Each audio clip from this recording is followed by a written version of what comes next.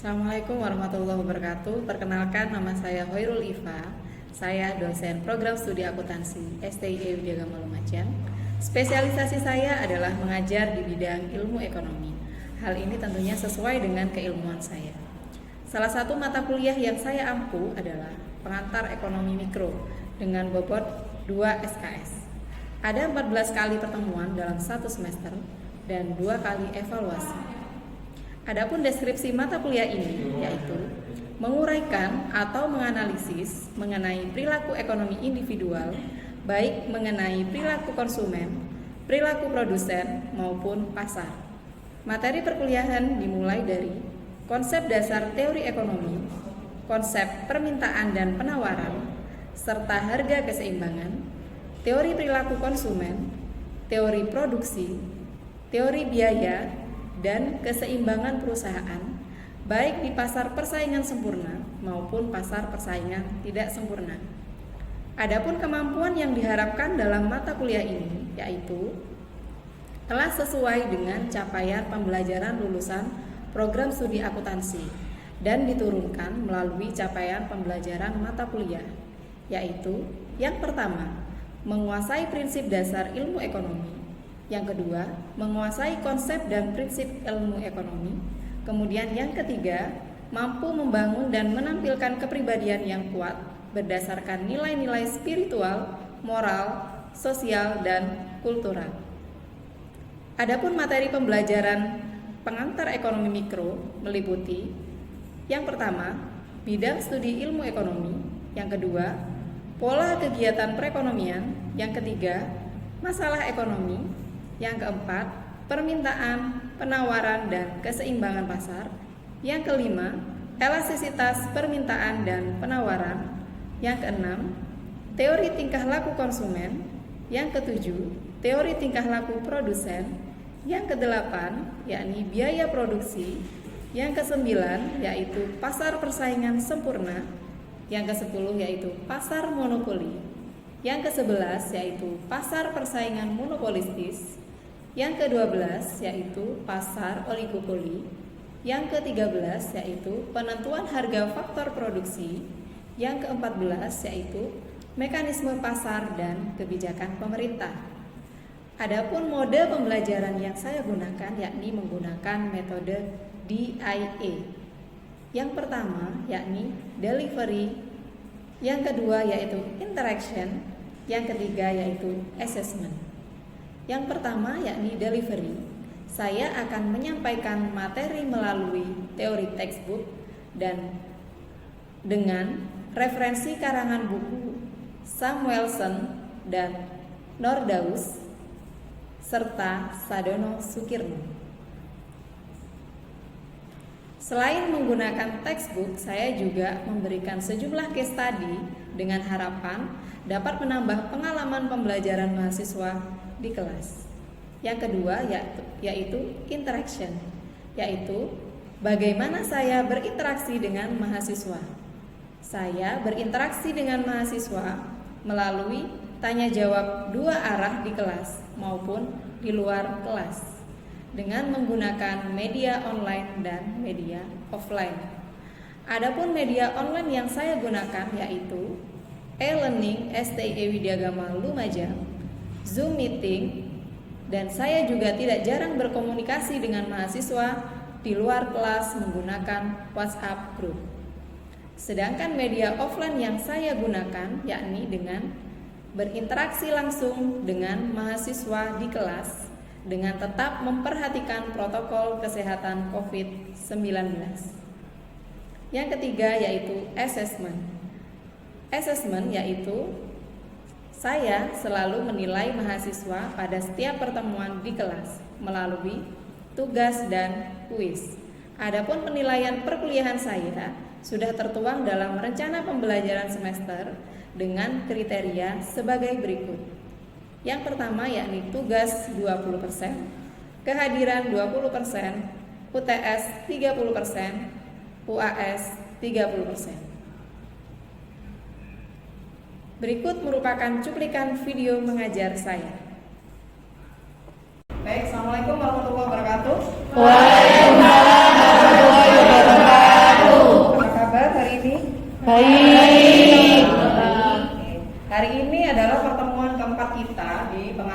ekonomi mikro. Ya, dalam bahasan pertemuan keempat ini saya akan membahas tentang permintaan, penawaran, dan keseimbangan pasar. Permintaan itu merupakan jumlah barang yang diminta pada berbagai tingkat harga. Namun ada dalam kurungnya ceteris paribus. Kenapa kok ceteris paribus? Karena anggapannya faktor lain itu dianggap tetap. Kemudian ada beberapa penentu permintaan. Yang pertama yakni harga barang itu sendiri. Kemudian harga barang lain yang berkaitan dengan barang tersebut. Kemudian ada pendapatan rumah tangga dan pendapatan rata-rata masyarakat. Kemudian ada corak distribusi pendapatan masyarakat. Kemudian ada cita rasa masyarakat, kemudian jumlah penduduk, dan ramalan mengenai keadaan di masa yang akan datang. Ada beberapa penentu faktor permintaan. Jadi yang pertama itu yakni harga barang itu sendiri. Kemudian ada barang lain yang berkaitan. Kemudian ada pendapatan rumah tangga dan pendapatan rata-rata masyarakat. Kemudian ada corak distribusi pendapatan masyarakat. Kemudian cita rasa masyarakat, jumlah penduduk, dan ramalan mengenai keadaan di masa yang akan datang. Saya jelaskan satu-satu dulu tentang faktor-faktor permintaan ini. Ya. Yang pertama tentang harga barang itu sendiri. Jadi harga barang itu sendiri itu sangat menentukan jumlah permintaan suatu produk. Ya. Hal ini tentunya berkaitan sekali dengan hukum permintaan. Nah, ada yang tahu tidak hukum permintaan itu seperti apa? Izin menjawab boleh, Bu? Ya. Yang saya tahu mungkin hukum permintaan itu apabila permintaan meningkat, itu harga barang akan meningkat juga. Apakah seperti itu? Apabila harga naik, maka jumlah barang yang diminta akan turun atau naik? Naik. Apabila harga naik, maka jumlah barang Harga yang diminta turun. akan Turun. turun. Ya, dan sebaliknya apabila harga turun, maka jumlah barang yang diminta akan Naik. Kan seperti itu. Iya. Anggap saja misalkan harga telur naik. Ya. Harga telur naik, maka kalian akan apa? Daya beli masyarakat akan telur itu relatif menurun. Mungkin mereka akan mengganti dengan barang lain. Misalnya akan mengganti dengan tempe, akan mengganti dengan tahu.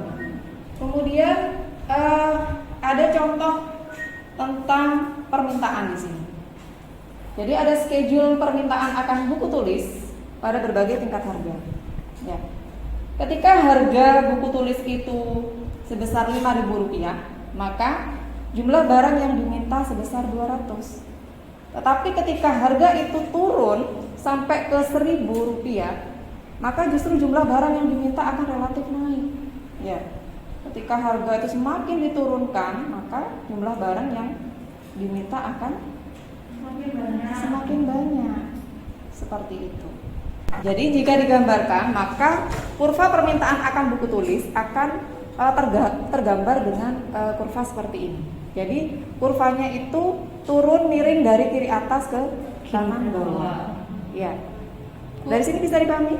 Bu, Iya. Iya. kenapa kurva permintaan itu turun dari kiri atas ke kanan bawah? Oke, baik, pertanyaan yang bagus sekali ya. Karena hal ini berbanding lurus atau berbanding terbalik hubungannya? Berbanding terbalik. Ya, ketika harga itu tinggi, maka jumlah permintaan akan relatif Rendah. turun ya. Dan sebaliknya, jika harga itu turun, maka jumlah barang yang diminta akan Meningkat. Nah, hal ini terkait dengan hukum permintaan tadi. Ya. Dari sini bisa dipahami? Bisa. Oke, apakah ada pertanyaan? Bu, Ya. kenapa kurva permintaan itu turun dari kiri atas ke kanan bawah? Oke, pertanyaan yang bagus sekali ya, Mbak ya. Kenapa kurva permintaan itu turun miring dari kiri atas ke kanan bawah? Hal ini itu berkaitan dengan hukum permintaan. Jadi semakin tinggi harga, maka jumlah barang yang diminta akan relatif lebih sedikit. Dan sebaliknya, apabila harga itu turun, maka jumlah barang yang diminta akan naik. Bisa dipahami ya? Bisa. Saya lanjutkan kembali. Ada beberapa efek bukan harga terhadap permintaan. Jadi ada faktor penentu lain yakni harga barang lain. Nah, kalau tadi harga barang itu sendiri dan sekarang harga barang lain. Nah, harga barang lain juga mempengaruhi yang namanya jumlah permintaan akan barang. Apabila dikelompokkan atau diklasifikasikan sebagai berikut. Jadi barang lain itu merupakan pengganti. Jadi ketika misalkan ini harga daging sapi naik, maka kita mensubstitusinya dengan apa? Dengan daging ayam misalkan. Ya. Maka apa? Maka jumlah permintaan akan daging sapi itu relatif lebih turun karena harga yang naik tadi. Maka jumlah barang yang diminta akan daging ayam itu relatif naik. Kemudian yang kedua, barang itu merupakan barang pelengkap. Nah, barang pelengkap di sini saya contohkan seperti ini. Ada kopi, barang pelengkapnya apa? Gula.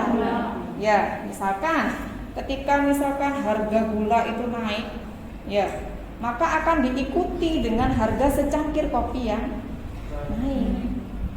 Seperti itu. Ya. Kemudian yang ketiga, kedua barang itu tidak mempunyai kaitan sama sekali atau barang netral. Kalau contohnya barang yang tidak ada kaitannya sama sekali, itu contohnya seperti beras dan bahan bakar. Ya, tentunya memang nggak ada kaitannya sekali.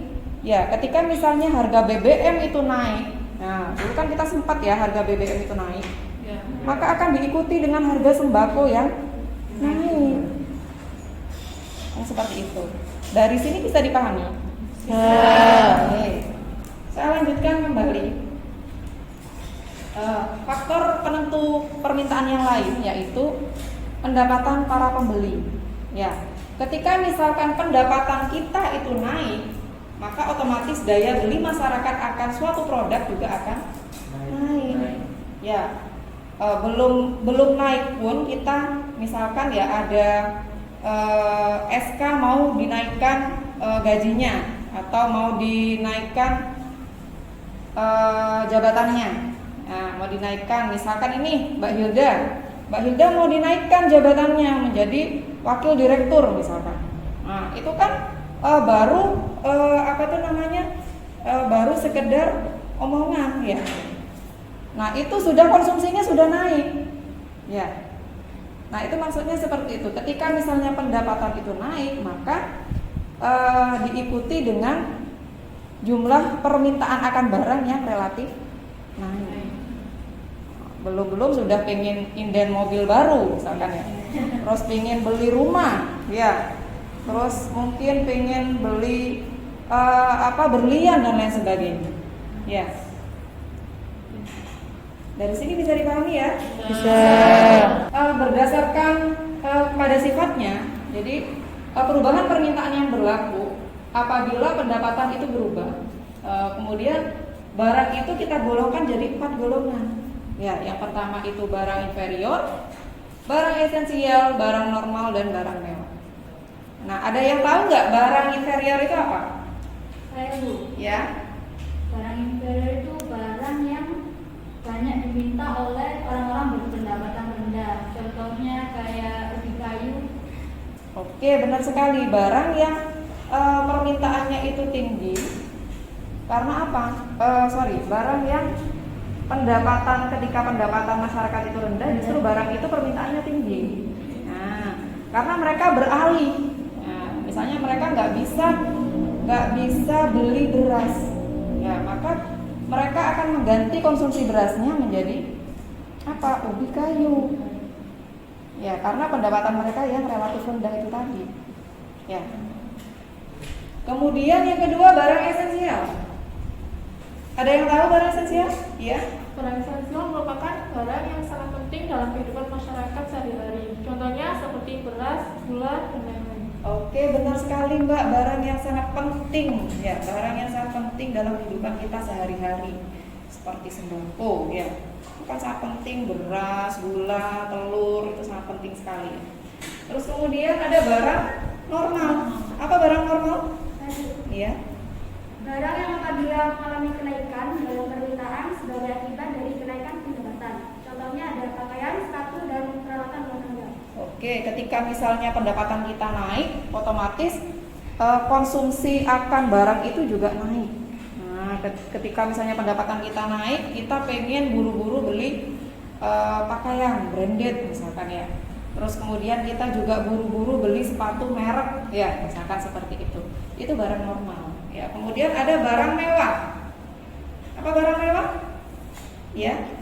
Barang yang dibeli orang-orang yang berpendapatan relatif tinggi, seperti halnya mobil, emas, dan lain sebagainya. Oke, benar sekali Mbak. Barang inferior itu apa sih?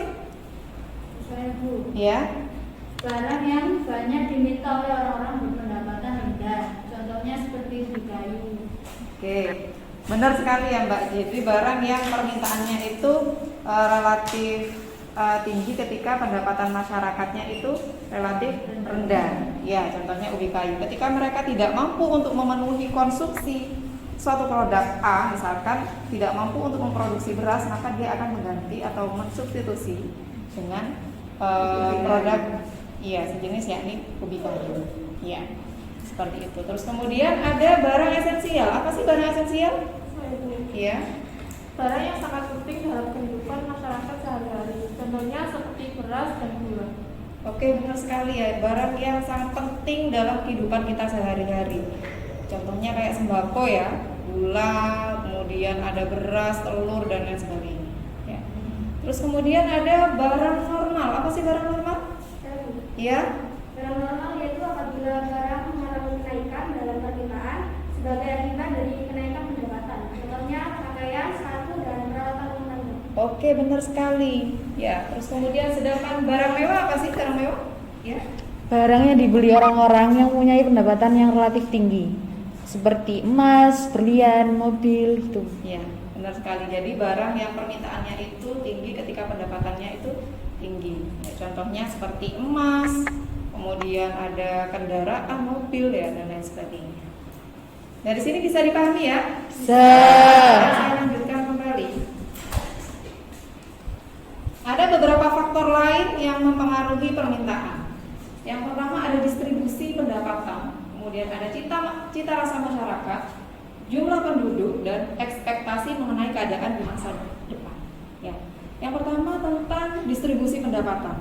Nah, otomatis distribusi pendapatan ini kan sangat berbeda sekali ya antar seseorang. Ada yang berpendapatan tinggi, kemudian ada pula yang berpendapatan rendah. Nah, ketika mereka yang berpendapatan tinggi, otomatis konsumsi mereka akan berbeda dengan konsumsi orang-orang yang pendapatannya rendah. Ya, ketika yang berpendapatan tinggi, mungkin mereka akan membelanjakan anggarannya untuk barang-barang yang bersifat mewah, ya, branded. Ketika misalnya seseorang yang berpendapatannya rendah, maka mereka akan konsumsinya dengan barang-barang yang relatif standar, ya, seperti itu. Terus kemudian yang kedua, cita rasa masyarakat. Nah, cita rasa masyarakat ini tentunya mempengaruhi sekali terhadap jumlah barang yang diminta. Contohnya, misalkan kalau orang Indonesia kan senangnya makan pedes. Ya, kalau tidak makan pedes rasanya nggak marem. Ya, geprek aja levelnya sampai level 10. Ya. Terus kemudian ada bakso mercon. Belum lagi ada misalnya bebek bledos dan lain sebagainya. Ya, itu kan level kepedesannya sudah tingkat dewa. Ya. Nah, karena cita rasa masyarakat Indonesia yang senang pedas itu, maka permintaan akan cabai itu relatif tinggi kalau di Indonesia. Ya, itu terkait dengan cita rasa. Belum tentu di negara-negara lain permintaan cabai itu relatif tinggi. Nah, seperti itu. Ya. Terus kemudian yang ketiga, jumlah penduduk. Nah, ketika misalnya jumlah penduduknya ini besar, maka otomatis daya beli masyarakatnya juga semakin tinggi. Nah, kalau populasi penduduknya semakin besar, kalau di Indonesia kan jumlah penduduknya padat sekali, ya banyak. Otomatis apa? Untuk memenuhi kebutuhannya, ya. Kalau satu kakak aja misalnya ada 5, ya otomatis apa? Jumlah barang yang mereka beli, yang mereka minta itu akan relatif lebih banyak. Yang terakhir, ekspektasi mengenai keadaan di masa depan. Jadi kita berekspektasi nih bahwa di kemudian hari harga beras itu pasti akan mengalami kenaikan. Nah, semisal misalnya saya berekspektasi bahwa menjelang hari raya pasti harga-harga ini akan naik, harga sembako akan naik. Maka saya akan buru-buru untuk konsumsi hari ini. Ya, saya akan nyetok beras lebih banyak, kemudian nyetok daging lebih banyak. Ya, karena ekspektasi saya bahwa harga itu di kemudian hari akan naik. Ya. Dari sini bisa dipahami ya? Oke, kemudian berikut merupakan fungsi dan persamaan dari permintaan. Masih ingat tentunya fungsi permintaan itu sama dengan QD sama dengan A min BP. A itu merupakan konstanta, ya. B itu merupakan koefisien dan P itu merupakan harganya. Nah, jadi untuk menentukan kurva permintaan, ya, kita peroleh seperti ini caranya. Nah, ini diketahui. Misalkan QD di situ 15 min 3P. Nah, untuk menghasilkan kurva permintaan, maka kita harus mengetahui dua titik. Dua titik yakni titik QD dan titik P. Ya, seperti itu. Nah, di sini misalkan seperti ini ya. QD sama dengan 15 min 3P. Nah, untuk mengetahui kurvanya kita harus tahu dua titiknya, yakni titik QD-nya. Ketika QD-nya itu 0, maka P sama dengan, nah ini kan otomatis 15 dibagi 3. Ya. Nah, berarti oke. Ketika misalnya P-nya 0, maka QD-nya berapa? Ini 0. 3 dikali 0 ya? 0. QD-nya berarti 15. Seperti itu. Maka kurva permintaannya bisa ditarik dari sini. Karena tadi kan kurva permintaan cirinya turun miring dari kiri atas ke kanan bawah. Jadi di sini slope-nya P, terus kemudian di sini QD. Ya. Dan di sini P-nya sudah ketemu tadi berapa? 5. Terus kemudian QD-nya 15. Maka bisa ditariklah kurva permintaannya. Nah, di sini. Jadi QD sama dengan 15 min 3P. Oke, dari sini bisa dipahami ya. Oke. Saya lanjutkan kembali. Nah, pasti penawaran itu kalau tadi kan berbanding terbalik. Nah, kalau ini enggak, tapi berbanding lurus. Ya, jadi ketika misalnya harganya itu tinggi, ya, maka justru jumlah barang yang mereka tawarkan juga tinggi. Ketika harganya murah, ya, maka jumlah barang yang ditawarkan juga relatif lebih sedikit. Nah, kalau yang tadi itu teori tingkah laku konsumen, perilakunya konsumen, kalau yang ini perilakunya produsen. Nah, seperti itu ya. Kemudian ada beberapa, ini ada hukum permintaan tadi ya. Hukumnya itu berbanding lurus. Ya, ketika misalnya harganya itu naik, maka jumlah barang yang ditawarkan juga naik. Dan ketika harganya turun, maka jumlah barang yang ditawarkan juga relatif turun. Nah, ini merupakan contoh dari penawaran buku tulis. Ya, ketika misalnya di situ kita bisa tahu di situ ya. Nah, ini ketika misalnya harganya itu 5.000, maka jumlah yang mereka tawarkan lebih banyak. Ya. Nah, coba kita tarik terus ke bawah. Jika harganya turun sampai ke titik T, ya, maka jumlah yang ditawarkan pun juga relatif lebih turun.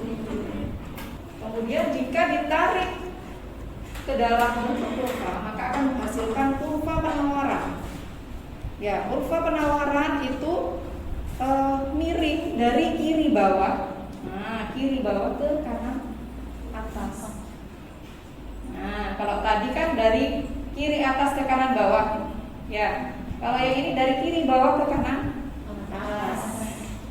Ya, hal ini tentunya berkaitan dengan hukum penawaran tadi yang berbanding lurus. Ketika misalnya harganya itu tinggi, maka jumlah barang yang ditawarkan juga relatif tinggi. Ketika harga itu murah, maka jumlah barang yang ditawarkan pun juga relatif lebih sedikit. Ya, bisa dipahami ya? Oke. Ada beberapa faktor yang mempengaruhi penawaran. Yang pertama, harga barang itu sendiri. Terus kemudian harga barang lain, nggak sama ya. Jadi harga barang sendiri juga harga barang lain yang mempengaruhi. Fungsi penawaran, tadi fungsi permintaan, sekarang fungsi penawarannya ya. Fungsi penawarannya yakni QS sama dengan min A plus BP. Nah, itu mesti konstantanya harus negatif. Nah, di sini cirinya konstantanya harus negatif. Ya, min A itu konstanta, B itu koefisien, kemudian P itu merupakan harganya. Ya, saya contohkan di sini seperti ini. Ada persamaan penawaran QS sama dengan min 10 plus setengah P. Jadi untuk menentukan kurva penawarannya kita juga perlu dua titik QS dan titik P. Ya, seperti itu. Jadi ketika dijabarkan seperti ini, QS sama dengan min 10 plus P. Ya. Terus kemudian ketika QS-nya itu 0, ya, maka P-nya kalau di sini 0, maka P-nya berapa? Ini kan dibagi ya. Dibagi. Kalau dibagi setengah berarti 20. Ya. Kemudian ketika P-nya di sini 0, maka QS-nya berapa? 10. Ininya 0. Ini kali 0. Ya, jadi kan 10. Ya. Maka kurva penawarannya bisa digambarkan karena kurva penawaran itu konstantanya itu pasti negatif, maka letak sisinya ada di kiri. Ya, seperti itu. Jadi di sini P, di sini QS. Nah, tadi ininya min 10. Kemudian di sini P-nya 20. Maka bisa ditarik kurvanya seperti ini. Ya. Terus kemudian di sini baru persamaannya. QS sama dengan min 10 plus P. Dari sini dipahami ya? Ya. Saya lanjut kembali ke kurva ke contoh kasus ya. Nah, coba ada contoh kasus seperti ini. Diketahui QD sama dengan 20 min 5P. Tentukan kurva permintaannya. Kemudian yang kedua, diketahui QS sama dengan min 50 plus 5P. Tentukan kurva penawarannya. Silakan membentuk 4 kelompok. Membentuk satu kelompok isinya 4. Ya. Terus kemudian silakan diskusikan contoh kasus ini. Ya, silakan bentuk kelompok seperti kelompok yang kemarin. Sudah selesai ya? Sudah selesai ya? Yang maju nomor 1 kelompoknya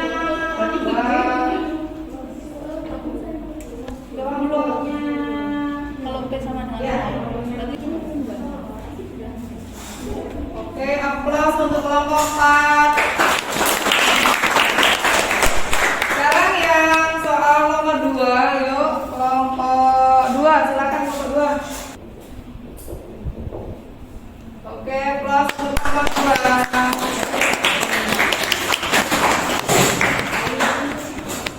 Sudah paham ya materi hari ini?